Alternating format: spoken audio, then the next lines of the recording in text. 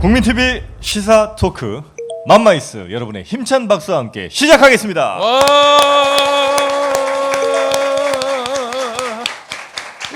네, 안녕하세요. 저는 맘마이스의 정영진이고요. 저는 최욱이고요. 안녕하십니까, 김용민입니다. 반갑습니다. 네. 저희가 이제 추석도 이제 얼마 남지 않아서 벌써부터 이제 휴가 가신 분들이 좀 계신 것 같습니다.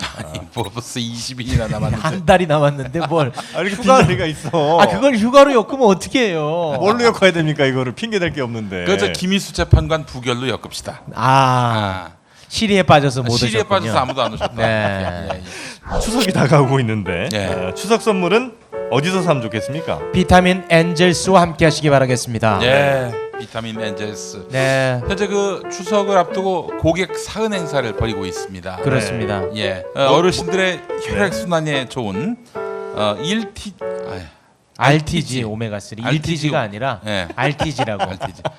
안경을 벗으니까 안 보입니다. 그래요? 예. 눈에 좋은 것들이 또 많이 있습니다. 비타민 엔젤스에. 그렇지요. 알겠습니다. 네. 루테인 제품도 있고 아이고 세상에. 또 메가비타민도 있으니까 예. 뭐 유산균이나 뭐 이런 것들도 여러분 필요하신 건강에 필요한 모든 것들이 다 있다 이렇게 보시면 되겠습니다. 네. 프로바이오틱스 BG. 그렇습니다. 대단한 게 들어가 있습니다. 비타민 엔젤스 제품을 구매하신 모든 분들께 물이나 음료 같은 거 넣어 드실 수 있는 보틀, 요즘에 그 여성분들 많이 들고 다니시는 그 보틀을 하나씩 증정하니까 네. 더욱더 좋은 기회가 될 것 같습니다. 이른바 네. 마오병. 그렇습니다. 마호병은 저 보온병 얘기하는 거잖아요. 우리 엄마는 마오병이라고 그래. 아무튼 이 정말 굉장한 보틀이거든요. 예, 예. 네, 생수를 넣어도 탄산수로 변하는 세상에. 대단한 보틀. 예. 2,000개가 한정입니다. 오호. 예, 그러니까 얼른 서두르시기 바랍니다. 예. 이거 막 흔들면은 바로 탄산수로 바뀌고. 그렇지요. 뒤집어서 흔들면 뜨거운 물이 되고. 잘하시네요. 예. 네. 여기다 저 무슨 그 시냇물 냇가에 물을 해놓고 이 두 번만 흔들면은 바로 정수가 되는. 그렇습니다. 예. 4대강도 이제 마음 놓고 드실 수가 세상에. 있습니다. 자, 국민마켓에서 판매를 하고 있으니까요. 많은 분들 함께 하시기 바랍니다. 본격적으로 오늘 맘마이스 시작을 하는데요. 오늘 모실 게스트분 특히 이제 그 고소고발 건수로는 아마 낙검수 멤버들 다 합친 것만큼 되지 않을까 네. 하는 생각이 들긴 합니다. 갑자기 그 생각이 납니다. 그 제가 처음으로 이제 고소를 당했을 때가 2003년 1월이었는데요. 조사받으러 갈 때 정말 덜덜덜덜덜 떨리면서 갔던 기억이 나는데. 처음에 그렇죠. 네, 그렇습니다. 근데 뭐 두 번, 세 번, 네 번째쯤 되니까 네. 귀찮더라고요 이제는. 네. 근데 우리 이제 나오실 분은 검찰에 불려가는 거가 감각이 없는. 네. 감각이 없는. 너무 무뎌져서 예, 그래서 이런 경우도 있잖아요. 내가 지금 방금 뭐했지? 뭐 그런 생각이 들 정도로 네. 무뎌지는 바로 그런 케이스입니다. 네. 군의 식당 가듯이 검찰을 출입하는 분입니다. 예. 네, 그게 뭐 취재 때문에 가는 게 아니라 본인 조사받으러. 그렇습니다. 네. 최근에 또 화제가 된 분이죠. 오늘 드디어 모십니다. 전 MBC 기자, 현재 고발 뉴스 만들고 계신 이상우 기자님, 큰 박수로 모시겠습니다. 어서 오세요. 환영합니다.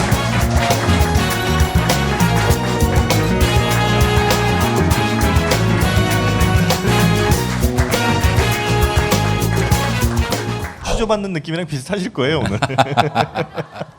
이거 상당히 중압감이 확 밀려오네요. 예. 국민 TV 맘마이스 오늘 게스트 이상호 감독님. 국민 TV란 이름을 만든 분이 바로 이상호 기자님. 그래요? 예. 원래 딴 걸로 하려고 했는데 왜 그걸 하냐고 국민 TV로 하라고 해가지고. 만든 게 아니라 여러 대안 중에서 하나를 이제 강력하게 권했죠. 네. 그래서 제가 망했습니다. 김원만은 그때 뭘 주장했어요 그러면? 김원만은 뭘 주장했어요? 저희가 리오 태국의 어떤 케이블 TV 방송하고 이름이 똑같았는데 여간 그렇군요. 트루비전. 트루비전. 이름 괜찮은데 왜? 비웃지 마라. 네네네. 5년 전 일이다. 5년 전. 알겠습니다. 인사 좀 부탁드리겠습니다. 예, 방금 소개받은 이상호 기자입니다. 고발 뉴스에서 일하고 있습니다. 반갑습니다. 환영합니다. 이상호 우리 선배님은 사실 무슨 다른 이런 거보다도 다이빙벨 그리고 또 최근에 김광석 모두 다 발로 뛰어서 만든 영화입니다. 이게 발로 만든 영화가 아니라 발로 뛰어서 만든 영화이기 때문에 네. 저는 그 영화만큼 이렇게 각인이 된 영화가 없었던 것 같아요. 특히 그 다이빙 벨 같은 경우는 알파 잠수공사 이종인 대표. 이종인 대표님이 개 같아 이 멘트. 네, 웃으라고 하는 대목이 아니야. 네. 정말 네. 개 같아. 거기에 모든 것이 다 농축됐고 그 영화를 제가 잊을 수가 없습니다. 예, 욕이 2번 나오죠. 네. 이종인 대표가 개 같아 예. 한 번 하시고 또 제가 조금 후반부에 그렇죠. 연합뉴스 기자한테 연합뉴스 이 나와. 제목이 이렇습니다. 연합뉴스 기자 여기 계실 텐데 넌 내 후배였으면 죽었어 이 연합뉴스 야! 기사야 어딨어 연합뉴스 사상 최대 작전이라고 있었습니다. 그랬어요? 저 기자 아닙니다 여러분. 소리쳤던 부분들. 근데 진짜 그거는 세월호 참사 현장에서 언론한테 당했던 분들, 정부한테 당했던 분들한테 뭐랄까요, 그 분노를 녹여주는 대리만족을 시켜준다, 뭐 이런 표현을 써도 될지 모르겠습니다만은 위로를 드리는 그런 멘트기도 했습니다. 근데 네. 그 이렇게 막 욕을 하실 때 이제 분노를 하신 상태 이제 하시잖아요. 근데 그때도 약간 내 뒤에 카메라가 있다 이런 걸 좀 의식은 하십니까? 그때 방송 사고였죠. 그러니까 어찌 보면 낙곰수 하던 우리 선배 팟캐스터들은 상습적으로 하셨잖아요 욕을. 상스. 아니 근데 면전 앞에서는 안 했어요. 그러니까. 뒤에서 뒷담할 때나 했지 뭐. 그래서 일상적으로 우리 이제 스트레스 풀어주시고 카타르시스를 네. 제공해 주셨는데 저는 그때 당시에 생방송 중이었어요. 근데 명백한 방송 사고였죠. 근데 그래서, 네. 그때 그 이상호 선배의 폭발은 국민들의 그 정말 막혀 있던 그 이런 속을 확 풀어주는 그런. 그래서 한동안 욕 좀 해달라고 그래가지고 많이 좀 욕해드리면서 그 뒤로 그 기자랑 뭐 혹시 만나신 적은? 저는 사실 그분 누군지도 모르고 네. 제가 뭐 기레기란 말은 그 뒤에 나왔었고 네. 현장에서 보니까 명백한 오보들을 하고 유가족분들이 너무나 분통 터져 하셔서 예. 정말 그냥 사고였죠. 얼떨결에 선배로서 야단친 건데 네. 본의 아니게 제가 뭐 그분한테 뭐 명예훼손을 하려거나 뭐 그런 사안은 아니었는데 네. 이 일이 크게 돼가지고 연합뉴스에서 뭐 고소하시겠다고 그래서 어. 고소했나요? 아시다시피 제가 좀 즐기는 편이잖아요. 예. 그래서 또 추가되는 줄 알았는데 바로 또 역풍이 불었죠. 그렇죠. 340억 정도가 매년 연합뉴스에 어. 세금에서 네네. 지출이 되는데 너희들이 뭘 했냐며 국민들이 연합뉴스를 거부하려는 움직임이 일자 네. 아쉽게도 꼬리를 내렸군요. 네, 꼬리를 내려주죠. 이렇게 그 대단한 분을 저 불금쇼에 먼저 좀 모셨었거든요. 네. 네. 그래갖고 저는 궁금한 게 별로 없죠. 지루하기 짝이 없는데. 네.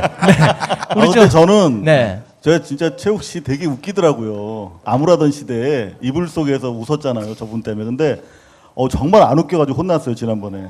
네. 한마디를 못 하시더라고. 굉장히 그 좀 무겁고 아주 몰랐던 이야기들을 많이 해가지고 많은 분들로부터 환호를 받을 줄 알았는데 네. 게시판에 악플로 넘쳐나고 있습니다. 근데 그거 한번 좀 짚고 넘어가시는 게 좋지 않겠습니까? 말씀하세요. 그 이렇게 훌륭하시고 정말 많은 분들로부터 칭찬도 받으시고 정말 그 기자로서의 정말 아름다운 모습을 많이 보여주셨는데 그 지난 저 대선 과정에서 문재인 후보에게 조금 서운한 이야기를 하셔가지고 그 감정이 많이 안 좋은 감정들이 쌓여 있는 것 같더라고요. 예, 요거 안 터니까 이야기를 들으려 하지를 않습니다. 그렇군요. 예, 괜찮겠습니까? 그거 잠깐. 대체로 제 20년 동안 사실 항상 이렇게 비난과 비판을 받아왔어요. 삼성 엑스파일 때도 네가 대한민국 경제가 삼성에 의해서 사실상 움직이는데 삼성을 망하게 하려고 하느냐는 비판 되게 많이 받았고요. 연예계 엑스파일 할 때는 또 연예인들 팬분들한테 많이 난도질을 당했습니다. 네. 그럼 뭐 저는 감당해야 되는 몫이라고 생각해요. 다만 이제 그게 팩트가 아닐 경우에는 완벽하게 모든 법적이든 명예훼손에 따른 것이든 사과를 하고 정정을 해야겠죠. 근데 정확하게 제가 어떤 부분을 정정해야 될지 이렇게 좀 알려주시는 분은 없고 제가 다만 우리 문재인 대통령 당시 후보를 비판했다는 부분에 대해서 일단 서운하신 부분들이 많은 것 같은데 그런 부분이라면은 어떻게 하겠습니까? 저 또한 그분을 정말 인간적으로 사랑하고 지지하고 아마 대한민국에 많은 기자분들이 계시지만 문재인 후보를 지키기 위해서 해직된 사람은 저밖에 아마 없을 거예요. 제가 해직된 이유를 모르시는 분들이 많은데 이제 제가 털어놓는 자리라고 말씀하시니까 네. 이제 마지막으로 말씀을 드리면 저는 지난 5년 전 대선 기간에 NLL 광풍이 일 때 MBC 내에서 낙검수에선 잘 아실 거예요. 당시 김정남을 가지고 NLL 광풍의 어떤 정점에서 공작을 하는 세력이 있었습니다. 그렇죠. 예. 근데 실제 낙검수 보도도 있었고 국회에서도 정보위원회에서 그런 논의가 있었는데 확인해 보니까 MBC에서 그 공작에 가담해서 특파원을 이용해서 인터뷰를 실제 추진했고 인터뷰가 이루어졌다는 사실을 알게 됐습니다. 그래서 그 인터뷰를 막고 보도를 막기 위해서 내부 고발을 했죠. 그것 때문에 대통령 선거 이후에 바로 해고가 됐습니다. 네. 재철이 형이 날렸어요 그때. 네. 제가 말씀드리는 것은 특정 세력과 특정 후보를 떨어뜨리거나 지지하기 위해서 의도적으로 제가 기사를 쓴 바는 없습니다만 저는 지난 참여정부에 대한 여러 가지 삼성과의 관계에 있어서 평가가 엇갈리는 것은 잘 알고 있습니다만 현실적으로 그때 당시에 엑스파일을 보도를 했었고 당시에 팩트는 여러 가지 뭐 논의가 있습니다만 여기서 좀 왜곡된 부분이 있어요. 네. 당시 문재인 민정수석께서 막았다라고 말씀드린 적은 없는 것 같은데 그때 청와대 특검을 그렇죠. 네. 청와대 출입 기자들 모아놓고 기자회견을 하셨고 보도가 된 바에 따르면 반대하는 입장이었어요. 일단은 지켜보자는 취지였고 여러 가지 복잡한 정치적인 이유가 있으셨겠죠. 하지만 당시 이제 촛불 세력이 승리하고 나서 당내 경선이 시작되는 와중이었기 때문에 일각에서 문재인 후보 지금 잘하고 계시지만 과연 재벌개혁 잘할 거라고 하는 의구심이 있었던 건 사실이었죠. 그래서 저는 오히려 이게 깨끗하게 과거에 대해서도 설명하고 앞으로 재벌개혁에 대한 지금 뭐 공정위원장 선임한 것도 보고 좀 깜짝 놀랐어요. 정말 잘하고 계시구나. 하지만 그때 이런 확신을 국민들에게 좀 주셨으면 하고 나름대로 저는 질문을 이렇게 센터링했다고 할까요? 왜 그때 당시에 특검에 대해서 비판적 입장을 보이셨는지 그리고 앞으로 재벌개혁에 대한 의지를 좀 천명해 달라는 취지로 여쭤봤는데 그 질문이 잘못된 팩트에 근거하고 있다면 제가 모든 수단과 방법을 가리지 않고 책임을 져야겠죠. 하지만 그 단지 우리가 좋아하는 후보를 비판했다는 이유로 비판하시는 분이라면 그 부분에 대해서는 제가 더 얻어 맞는 수밖에 없다고 생각을 합니다. 제 기자로서 충심을 좀 이해해 주시고 좀 더 지켜봐 주셨으면 좋겠습니다. 제 앞으로 가는 길을. 그럼 뭐 한 5분 정도만 좀 얻어맞는 시간을 갖도록 하겠습니다. 나오셔서 때리셔도. 네. 우리 김엄마가 나서가지고 어떻게 합격인지 불합격인지 판단을 해주시면 거기에 다 따라갑니다. 네. 네. 뭐 아유 김엄마도 같이 들어갈 수 있어요. 잘 생각하세요. 아니 우리 이상호 감독님의 그간 네. 살아왔던 그 삶의 진정성 같은 것들을 우선 좀 고려해 주셨으면 좋겠다는 생각이 들고요. 문재인 대통령 비판에 대해서 상당히 경계하는 분들의 마음은 이게 노무현 대통령도 그렇게 해서 보냈다라는 트라우마. 안타까운 마음, 이런 것들이 또 앞서는 거라고 생각을 하는데요. 네, 이상호 기자의 그 이런 충정은 좀 다른 맥락으로 보셔도 좋지 않겠는가 하는 생각이 들어요. 네. 저는 뭐 이 영화 얘기를 좀 바로 넘어갔으면 좋겠는데 참 착하다 저 형. 궁금해서 그래 궁금해서. 네, 네, 네. 아니 그 지금 오늘 보도를 보니까 말이죠.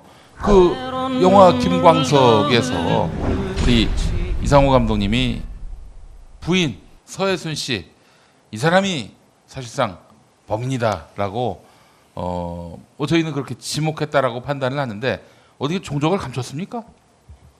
지금 저희가 여러 경로로 확인을 하고 있는데 예. 대구 쪽에 대구 김광석 거리라고 조성돼 있거든요. 예.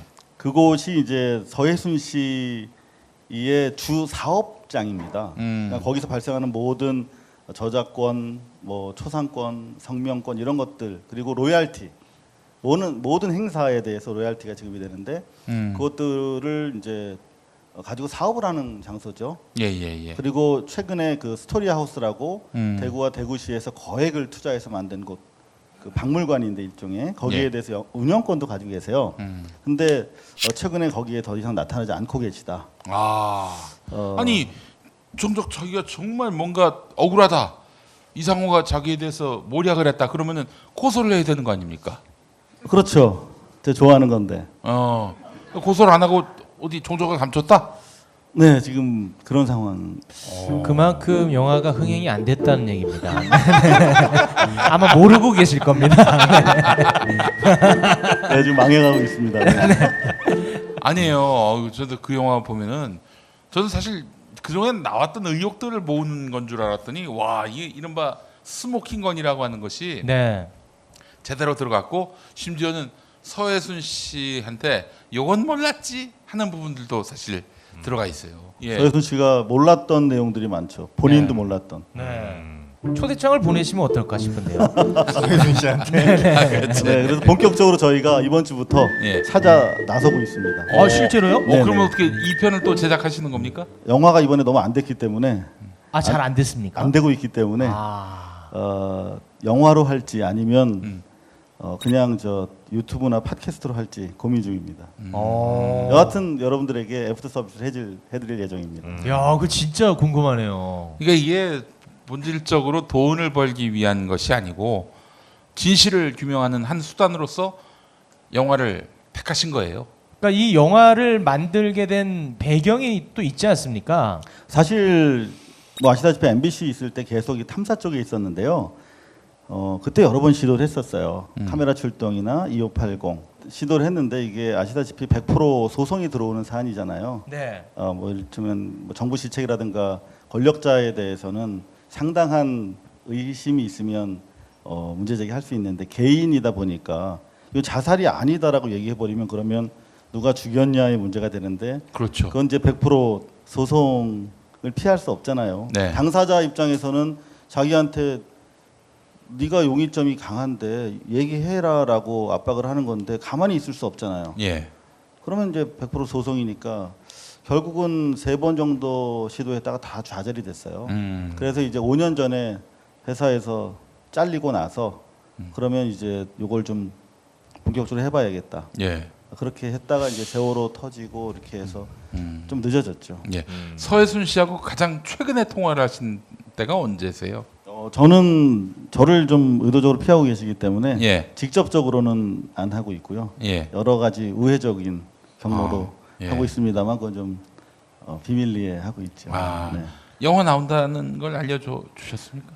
알고 있는 걸로 충분히 아. 네, 여러 정황상 그렇게 들어오고 있습니다. 김광석이라는 단어가 튀어나오는 순간 그 레이더에 포착이 안 되겠습니까? 예. 그분이 원래 자기 여론에 관심이 되게 많은 분이세요. 이를테면 그 이후에도 계속 주변인이라든가 음악하는 분들 사이에서는 김광석 타살 의혹이 제기가 됐었어요.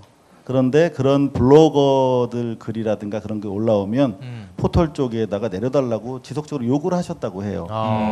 그럼 블로그까지 와치할 정도면 보도는 이미 지금 다 외우고 계시겠죠. 그럼 오늘 계기로 완벽하게 진짜 소송을 걸게끔 네. 당신이 죽였지 한마디 딱 한번 해보시면 어떨까요?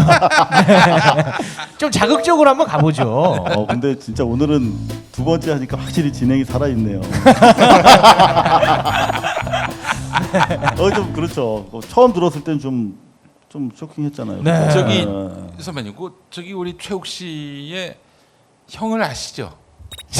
형도 있어요? 그 MBC에 있어요. 아니, 그런 얘기 하지 마세요. 누구죠? 그 최훈 기자. 하지 아, 마세요. 네. 최훈 기자 좋은 기자예요. 예. 김장경 직속입니다. 아, 장건. 법적으로는 직속인데 지금 많이 안 좋아요, 진짜. 우리 집안. 집안이 좋네. 파이팅 있고 좋은 기자입니다. 지난번에 제가 문자로 한번 소통을 했는데 우리 우긴을 많이 봐달라 이런 글을 또 보내시고 그랬습니다. 저한테는 형을 멀리하라 하던데. 예. 형제 우애가 좀 살아 있네요. 네. 아무튼간에 그러면 심플하게 딱 얘기를 해서 그 의문의 죽음은 자살이 아니라 타살인데 그것은 받아주시죠? 네. 이제 카메라 보고 말씀드릴게요. 네. 맘마이스 뭐 대한민국 최고의 시사 예능 프로이기 때문에 보고 계실 거라고 믿고 오 떨린다. 서혜순 씨가 제기했던 자살 의혹은 자살 주장은 저희가 오랫동안 취재한 결과 사실이 아닌 걸로 드러났지 않습니까? 우울증도 아니잖아요. 몸에서 우울증 약도 나오지 않았고 여자 문제라고 하셨는데 여자 문제도 아니잖아요. 남자 문제였잖아요. 저희가 확인하고 본인이 수긍하셨듯이 김광석 씨 바로 돌아가시기 전에 남자 문제가 있었잖아요. 서혜순 씨의 남자 문제. 김광석이 남자. 그것 때문에 김광석 씨가 이혼하기로 통보했잖아요. 사망 전날. 그리고 나서 김광석 씨 사망하게 된 거 아닙니까? 그 3년 전에도 거짓말 하셨잖아요. 김광석 씨한테. 그때도 이혼 당하실 뻔했잖아요. 전에 다른 분이랑 결혼한 사실과 김광석 씨 만나기 직전에 임신 9개월에 중절하신 거, 애를 낳아서 죽인 것도 얘기하지 않으셨잖아요. 그리고 지금 숨어 계시잖아요. 이제 우리 국민들이 영화를 보고 계시고 이 맘마이스가 움직이고 있는데 이제는 그것이 얼마나 본인한테는 뼈아플지 모르지만 김광석 노래를 사랑하는 모든 사람들이 원하고 있잖아요. 이제 진실을 밝히시고 모든 용의점이 서혜순 씨 당신을 가리키고 있는데 이제 고통스럽더라도 답을 하셔야 될 상황 같습니다. 어서 나와주시기 바랍니다. 서혜순 씨가 만약에 이실직고를 한다. 내가 죽인 거 맞다. 라고 이야기를 한다면은 처벌을 받습니까? 안 받죠. 현재로서는 받을 수가 없죠. 그죠? 바로 이 대목이 이 영화의 핵심 메시지 아니겠습니까?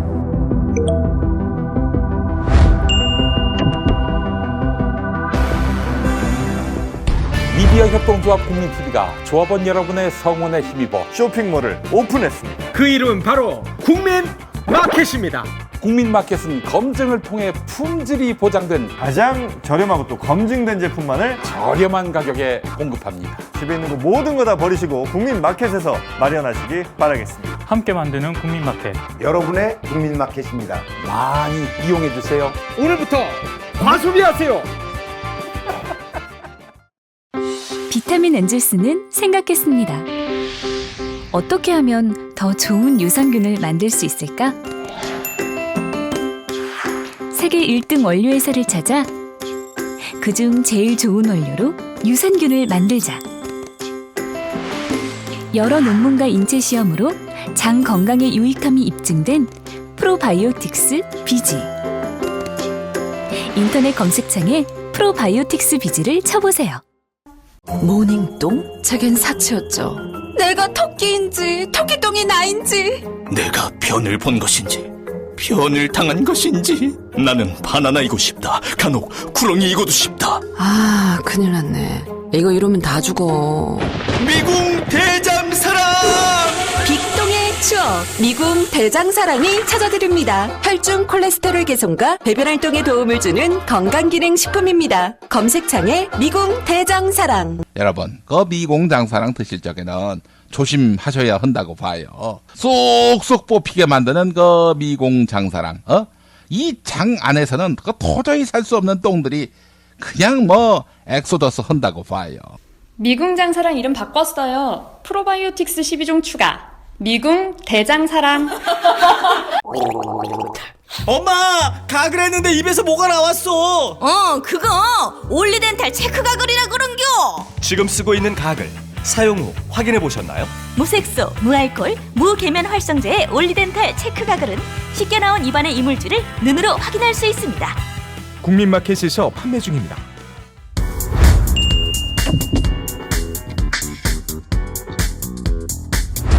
때묻지 않은 필리핀 자연의 싱싱한 망고, 팜리 건망고 여러분께 소개해드리겠습니다. 네, 우리 김엄마 앞에 지금 실물이 놓여져 있는데요. 요거. 네, 굉장히 맛있고 몸에 좋지 않은 것들을 일절 넣지 않았습니다. 그래요. 네. 이거 먹어도 됩니까? 지금 바로 먹어도 되죠. 알겠습니다. 네, 그 건망고 보통 우리가 이제 필리핀이나 태국 가서 이제 사오는 거 보면 겉에가 그 설탕 범벅이에요. 네, 저 먹는다. 아유, 아유 들어갑니다.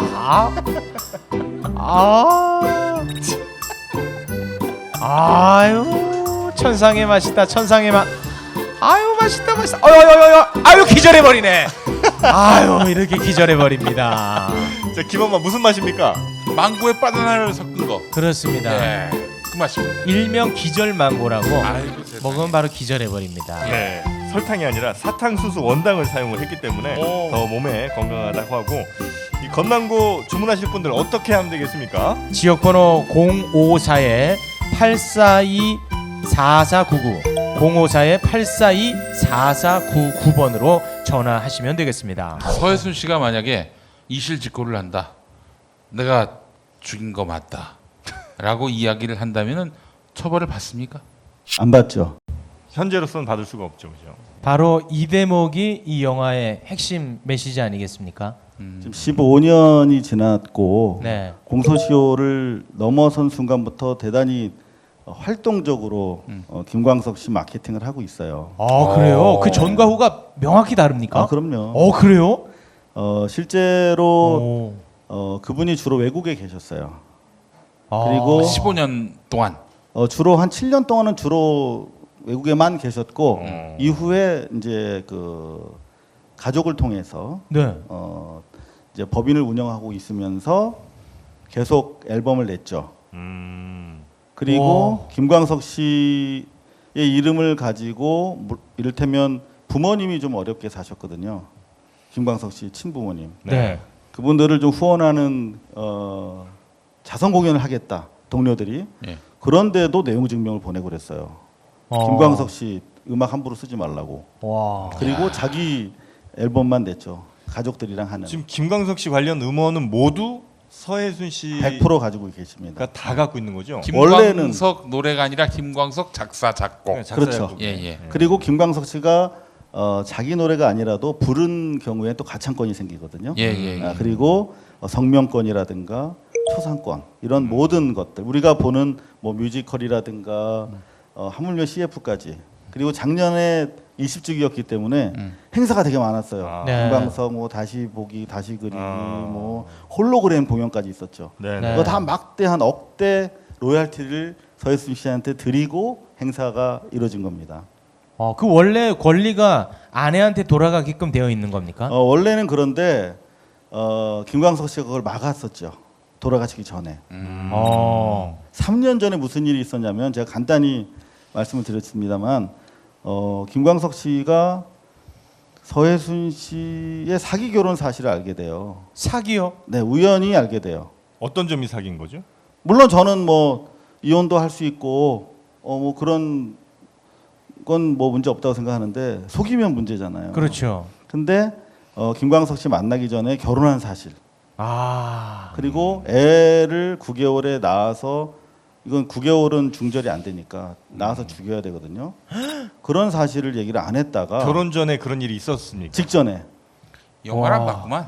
아이고. 지금 그런 거 지금 다 알고 있어 이 얘기. 아이 정말 모르는 척하고 불금쇼에 얘기하는 거죠. 모셨었다니까. 방송 처음 합니까? 감정선 다 깨고 있네. 나 진짜 이 중간에 껴서 어쩔 줄을 모르겠네. 어떻게 이럴 때 바로 망고를 먹어야 됩니다. 망고를. 예.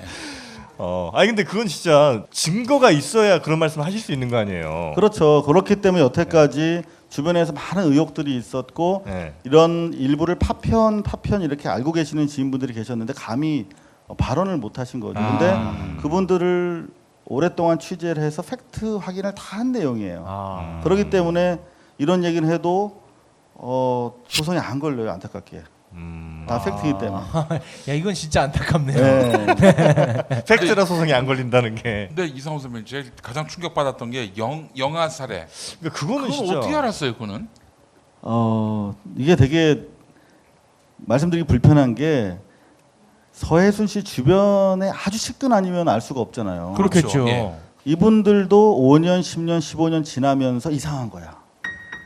MBC 이상호라는 또라이 기자가 있는데 걔가 계속 팔로우하고 있대. 네. 라는 거 알고 어떻게 수소문을 해서 제보가 하나하나 온 거예요. 그러니까 시간이 많이 걸린 좀 곤란한 취지였는데 그래서 더블 체크를 다 했죠. 사실. 김광석 씨가 결혼 전에는 그 사실을 몰랐지만 결혼 생활하는 도중에는 그 사실을 알게 됐습니까? 아이 문제는 모르셨고. 아 그럼 끝내 모르셨고. 네. 그 전에 결혼했던 사실은 네. 돌발적으로 알아요. 그러니까 첫 딸 서연이가 첫 돌날인데 네. 이제 부엌에서 서예순 씨가 자기 이모랑 얘기하는 걸 들어. 아. 막 이렇게 여자분들 이렇게 음식하면서 얘기하잖아요. 주거니 받거니. 네. 근데 야 이번 남편은 야 키도 작고 못생겼다 야. 전 남편보다 못하다. 이런 얘기를 들은 거야. 이번 남편. 네, 김광석 씨가. 그래서 격분을 하고 너무나 충격을 받죠. 그래서 이제 호적도 떼보고 이렇게 해서 알게 된 사실이에요. 와. 당시에 이제 최근 들어서 또 새로운 제보들이 많이 들어오고 있는데 당시에 그래서 김광석 씨가 이혼을 하려고 실제로 뭐 서류를 많이 떼고 다녔대요. 같이 다녔다는 동료 뮤지션이 또 나와서 새롭게 얘기를 해주시고 계시죠. 그런데 이제 그 김광석 씨 아버님이 네. 대구 출신의 교육자세요. 네네네. 그러니까 20년 전에는 이혼 경력이 있는 연예인은 방송 출연도 못했어요. 네. 그렇죠. 이런 두 분은 정말 어려웠고 이혼 정도만 돼도 어려웠으니까 네. 뭐라고 좀 하세요. 미안하잖아 가만히 있으면. 이상하게 우리한테 소송 걸리려고 그러세요. 네. 아니 그 아까 저작권 얘기하다가 이렇게 돌아왔는데 그 사전에 돌아가시기 전에 그거를 아내한테 못 가게 뭔가 방어막을 쳤다고 하셨는데. 그렇죠. 그 네. 3년 전에 이제 그래서 김광석 씨가 나는 이혼하겠다. 그랬더니 서예순 씨가 어떤 반응을 보였냐면 집 다 주고 그리고 판권까지 나한테 줘야 이혼할 수 있다. 이렇게 욕을 하신 거예요. 그래서 김광석 씨도 이제 아버님 반대도 있었지만 내가 이런 상태에서 이혼하면 안 되겠다 해서 살게 됐는데 그 다음부터 이제 모든 앨범을 아버지 이름으로 계약합니다. 그래서 뭐 다시 부르기 1, 2 같은 경우 히트곡이 제일 많은 앨범이에요. 네. 근데 그 앨범 같은 경우는 아버님 명의로 되어 있었죠. 네. 그런데 네. 김광석 씨 사망 이후에 서예순 씨가 그걸 뺐습니다. 그걸 어떻게 뺐어요? 전화로 계속 전화해서 욕하고 만나서 협박하고 그리고 또 이 주변에 좀 건강하신 분들이 많아요. 아 건강하신 분들 네. 이런 분들. 육체파. 네. 네. 그분들을 좀 행사하고 해서 사실 아버님이 포기하세요. 그 저작권 김광석이 소중히 지켜달라고 맡겼던 저작권을 포기합니다. 그래서 누구한테 주냐면 너 며느리 너한테 못 주겠다. 부정한 행실을 한 너한테 못 주겠다라고 발언하시고 이거를 손녀한테 주죠. 김광석 씨의 따님. 근데 손녀가 지금 이제 26살이 됐는데도 아직까지 서예순 씨가 행사하고 있어요. 모든 권리를. 그분은 파악이 됐습니까? 현재 외국 모 의료 관련 기관에 있는 것으로 파악은 됐는데 예. 저희가 되게 조심스럽게 접근하고 있어요. 혹시라도 잘못될까봐. 그러니까 따님이 건강이 안 좋다는 얘기가 좀 그것도 서예순 씨에 의해서 부풀려진 얘기예요. 자기가 그 저작권 행사하는 것을 장당화하기 위해서 저희가 파악한 바에 따르면 이제 김광석 씨도 키도 좀 작은 편이었거든요. 네. 근데 그걸 뭐 발달 장애 무슨 뭐 성격 장애 이렇게 정신적인 문제로 계속 이렇게 따님을 유도를 해서 지금은 많이 그냥 아예 그 의식이 없는 것처럼 이렇게 외부에다 얘기를 하고 있거든요. 금치산자처럼. 근데 저희가 확인한 결과 그 정도 상태는 아닌데 아직까지 국내에 들이지 않고 있죠. 말씀해주신 거를 쭉 보면 그러니까 결혼 전부터 굉장히 문제가 있는 사람이었고 결혼 이후에 김광석 씨가 그 사실을 알게 돼서 이혼하려고 그랬는데 여러 문제가 좀 있었어요. 판권까지 달라니까. 그렇죠. 근데 이제 이혼하려고 했는데 마침 그 시점에 김광석 씨가 사망을 하게 됐고. 그렇죠. 두 번째 이혼 시도 중에 이 서예순 씨가 아주 강력한 용의자일 수밖에 없다는 게 이 영화의 이건 이제 정황상의 이야기를 드린 거고요. 네. 용의점과 관련해서 이제 팩트로 좀 더 세분화해서 말씀을 드릴 수가 있어요. 네. 이를테면은 최초 발견자가 서예순 씨인데 최초 발견 시의 그 현장 구성이 불가능한 상황이에요. 불가능하다는 게 뭐가 무슨 말이냐면 자살이라고 묘사했던 그 상황 자체가 재구성이 불가능한 상황이라는 거죠. 이를테면 계단에 비스듬히 누워서 목에 줄을 3번 감았다. 이렇게 경찰에 진술을 했는데 저희가 확인해 보니까 목에 감은 줄이 3줄이 아니고 그리고 3줄을 공학적으로 닿질 않아요. 이게 3.5m 전선인데 그 목에 가면 3m야. 그러니까 이거 감을 수가 없어요. 그리고 실제로 사큰이라고 하는데요. 줄에 눌린 자국이 네네네. 이게 앞에만 한 줄이 약하게 있고 뒤에 부분이 떨어져 있다는 거죠. 이거는 무슨 말이냐면 손이 이렇게 두 손이 들어갈 만큼 자국이 떠 있는 거예요. 그러니까 이렇게 교살 전깃줄을 이렇게 교차되면서 떴을 가능성이 많다. 만약에 누군가의 손이 들어갔을 가능성. 그렇죠. 한 줄로 사망하려면 이렇게 목에 사큰이 위로 이렇게 남아야 돼요. 왜냐하면 그렇지. 위에 하중이 실리니까. 근데 수평하게 이렇게 사큰이 남아 있어요.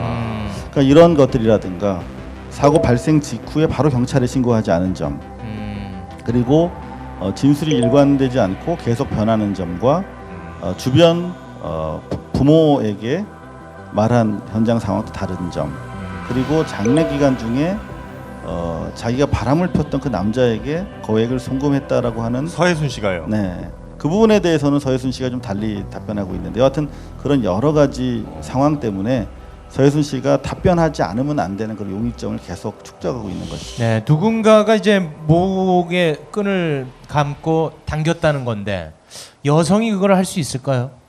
바로 그 문제 때문에 수사가 깊이 못 들어갔죠. 네. 근데 저희가 확인해 보니까 당일날 무려 전과 13범이던 서혜순 씨 오빠가 그 현장에 있었다는 걸 MB 아니야. MB인 줄 알고. 네.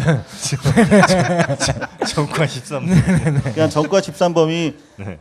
이명박 씨처럼 무슨 뭐 그 사기라든가 금융계통이 아니라 네. 주로 이쪽은 몸을 쓰는 거, 아, 폭력, 강도 아. 뭐 이런 쪽에 강력범과 네네. 관련된 전과였기 때문에 충분히 그 완력으로서 그 이전에도 그런 완력을 행사했던 이야기가 있어요. 근데 당일날 이제 김광석 씨가 이혼을 통보하고 비상이 걸린 거죠. 그래서 서혜순 씨 엄마도 왔다 가고 그때 함께 인천에 살고 있던 그 폭력 잘 쓰는 오빠도 한 건물에 있다가 일어난 사건인데 그거를 자살로 덮고 뭔가 자기들이 그 준비를 하기 위해서 경찰에 신고도 안 했죠. 119에도 한참 뒤에 신고를 했던. 근데 보통 그렇게 만약에 자살이 아닌 거라면 저항은 같은 게 있잖아요. 중요한 말씀인데, 네. 네, 저항은 이제 없는 경우도 많이 있어요. 담요에 싸매거나 뭐 여러 가지 방법을 통해서 2명 이상일 땐 더구나 저항은이 안 남을 수도 있지만 이 경우에도 사실 저항은이라고 볼 수 있는 것들이 찰과상이 몇 군데 있어요. 턱 쪽에 2-3 군데가 남아 있었고 충분히 그런 것도 저항은으로 볼 수 있는 부분이죠. 근데 김광석 씨는 왜 그런 여자하고 결혼을 했을까? 그러게요. 저도 계속 생각했어요. 근데 그분 노래를 들으면서 그리고 그분이 남긴 모든 기록을 봤는데 워낙 순수하고 순진한 사람이에요. 그러니까 자기 자기 시상 속에서 사는 거야. 그래서 실제로 미국에 공연 갔다가 이제 자기 동창이랑 눈앞에서 바람나서 도망갔단 말이야. 누가요? 부인이. 근데도 일기장 보면 내가 좀 저 잘했으면 이런 일이 없었을 텐데 우리 사랑을 확인하려고 이런 일이 있나 봐요. 내가 더 잘할게요. 사랑해요. 내 운명이에요. 당신은. 이런 일기를 남겨요. 김광석 씨의 친구랑 김광석 씨의 아내랑 바람이 났다는 말씀이시죠? 네. 와. 그런데도 그렇게 그러니까 얘기를 그거를 했었다고요? 김광석 씨가 인지를 했고요. 알았죠. 그것 때문에 이제 결정적으로 그게 한 달쯤 전이에요. 변사 사건 발생. 그때 이제 갈라서기로 내가 비록 대중 음악가로서 기스 정도가 아니라 내가 활동을 못할 수도 있겠지만 내가 이거는 벗어나겠다 이 사슬에서. 와. 그때 이제 그냥 연예계를 떠날 수도 있다고 생각을 했던 것 같아요. 당시에 수사관들과 서혜순 씨와의 연결고리가 뭐가 있었을까요? 이렇게 말씀드릴 수 있을 것 같아요. 네. 당시 이제 기자라면 변사 사건이 되게 중요하거든요. 왜냐하면 우리 공동체 구성원들의 생명, 건강 이게 제일 중요한 건데 매일 변사 사건들이 있는데 대부분 수사를 잘 안 해주세요. 워낙 많으니까 경찰관들이. 저는 그분 하나하나를 욕하고 싶진 않아요. 시스템의 문제도 크니까. 그런데 그때 당시 변사자들 가족들이 저한테 와서 하시던 말씀이 수사관들이 고생이 많으신데 얼마를 수사비로 드리면 이거 수사해 주느냐라고 아이고, 저한테 묻던 기억이 많아요. 근데 이를테면 이번에도 저희 김광석 개봉하고 나서 박영수 특검도 왔다 가시고 그리고 강력계통의 수사를 20-30년 하셨다는 수사관들도 많이 왔다 가셨는데 무대 끝나고 뒤에서 조용히 하시는 말씀들이 네. 이건 내가 형사를 해봐서 아는데 좀 의심스럽다. 저 형사 의심스럽다고요? 네네. 그런 말씀들 다 하세요. 근데 저한테 무슨 뭐 계좌 추적할 수 있는 권리가 있는 것도 아니고 만약에 있었더라도 뭐 현금으로 오갔을 것이기 때문에 저는 이게 이제 김광석 법이 새롭게 만들어져서 밝힐 문제라고 생각합니다. 얼마 전에 그 안민석 의원 또 추혜선 의원이 이상호 기자와 함께 국회 정론관에서 김광석법 발의와 관련한 기자회견을 가졌는데 그러면은 이 법이 만약에 통과된다면 뭐가 달라지는 건가요? 일단 합법적으로 수사할 수 있는 거죠. 20년이나 지난 사건도. 그렇죠. 지금 사실 김광석 하나의 문제가 아니라 우리나라에 특히 이 의문사라고 하는 죽음들이 참 많잖아요. 그렇죠. 군대에도 많고 여러 사회에 많은데 이제 김광석 법이 통과가 되면 2000년 8월 이전 사건이라고 하더라도 공소시효와 무관하게 충분한 의혹이 제기되고 그리고 용의자가 살아있는 경우에 수사를 할 수 있게 되는 거죠. 그래요. 이 법이 반드시 통과돼야 할 텐데 이거는 뭐 사실 시국 이념과는 무관한 문제이기 때문에 자유한국당이 반대할 이유는 없을 것 같아요. 반대할 이유 없고 그분들 중에서도 김광석 노래는 다들 좋아하시는 분들이 많잖아요. 예. 더구나 이게 다른 법은 이제 이해 갈등 때문에 어떤 법이 통과되면 손해 보는 사람들이 상당히 있어요, 그죠? 예. 근데 이 경우는 손해 보는 사람들이 있어요. 근데 그분들이 살인범이기 때문에 그분들의 손해는 우리가 특별히 고려할 필요가 없는 그런 법이죠. 전두환 씨 빼고는 뭐 반대할 사람이 없겠군요. 중요한 말씀입니다. 역사 의식이 요즘 들어서 갑자기.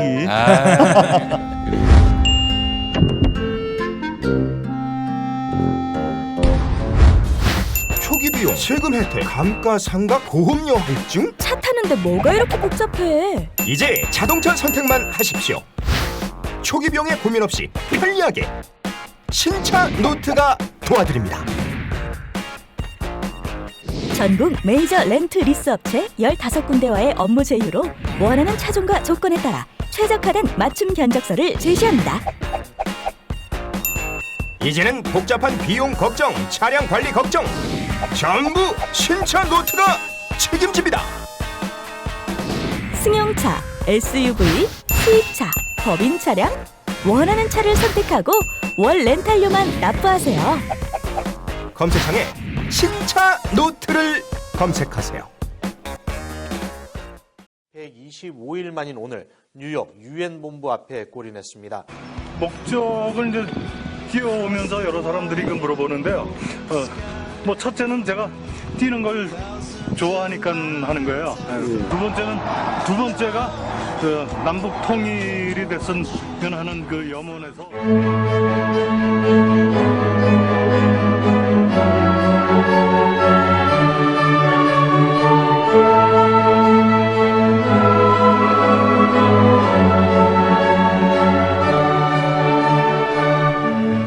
사랑의 손을 뻗자 세계를 향해 아픔을 닿지 않을 모두가 친구 밝은 세상 인류만의 웃음땀 흘린다.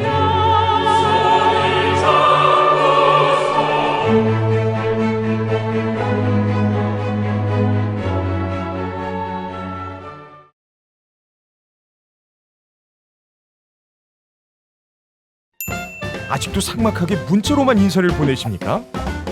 여러분의 소중한 마음을 직접 전해드립니다. 이제 꽃마트에서 주문하세요. 전국 어디서나 총알 배송 오케이. 시들시들한 재생꽃은 이제 그만! 꽃마트는 농장 지경의 싱싱한 꽃만을 사용합니다. 주문하고 걱정은 그만. 확실한 배달 사진으로 여러분의 걱정을 덜어드립니다. 이제 꽃마트에서 여러분의 마음을 전하세요. 지금 바로 검색창에 꽃마트를 검색하세요.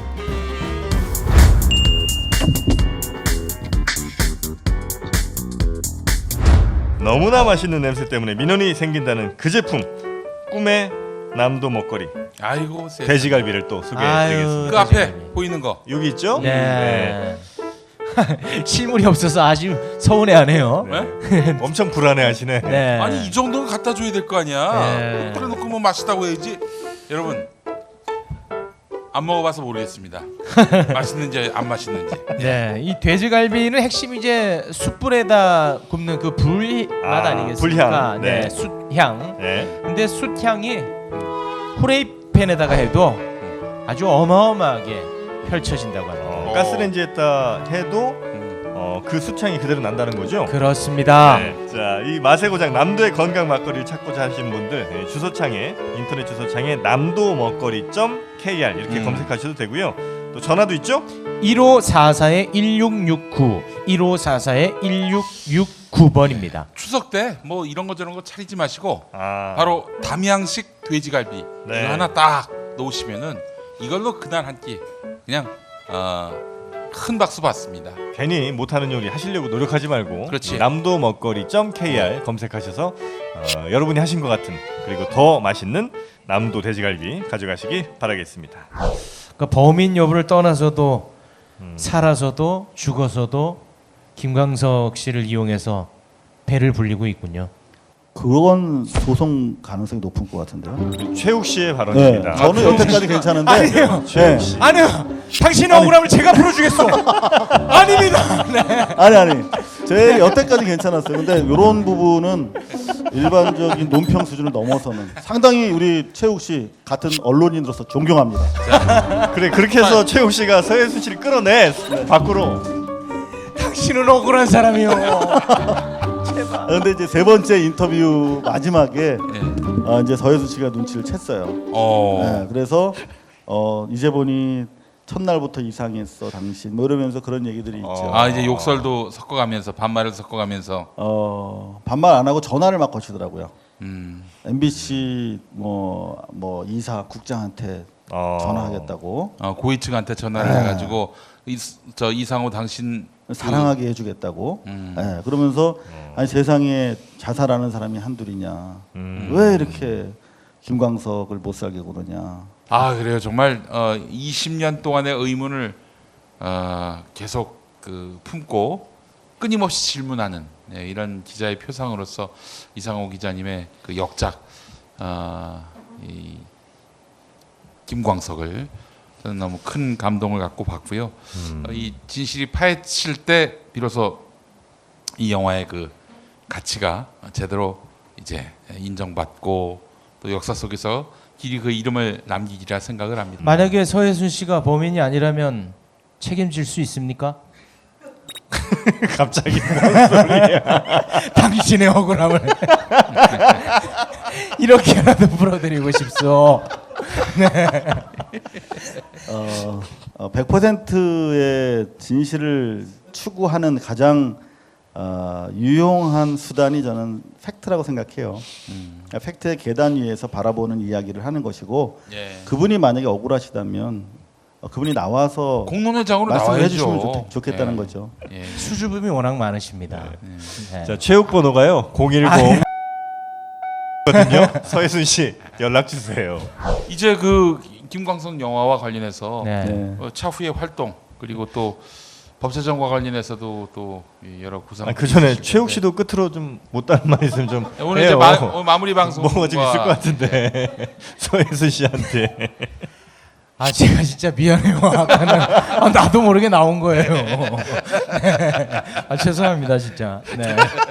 네. 한번 찾아뵙겠습니다. 네. 추석 때. 네. 네. 저작권 안 하면 망고땡입니다. 정신 없어서 그래. 우리 저 끝으로. 아 예.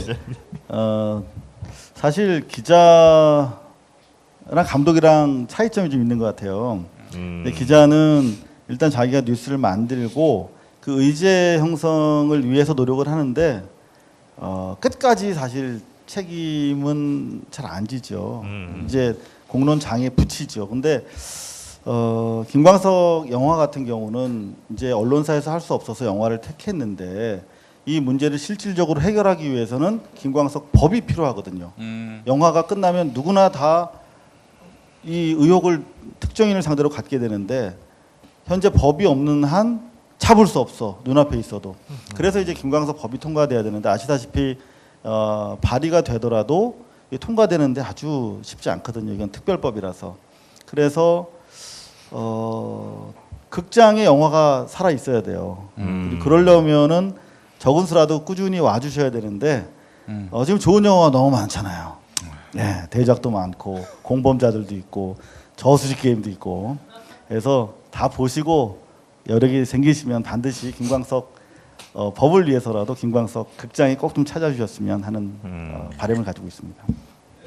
아유, 자 하나만 더 여쭙겠습니다. 정말 MBC 김장겸 씨하고 좀 인연이 있으십니까?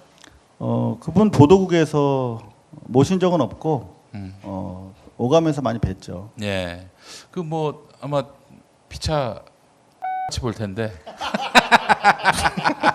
아우 개운해. 예. 개운하대. 예. 근데 그 만약 김장겸 나가고 또 우리 해직 언론인들이 다 MBC로 돌아간다면 우리 이상호 기자님도 MBC로 가시는 겁니까? 저는 170일 동안 MBC가 파업을 했었어요. 예.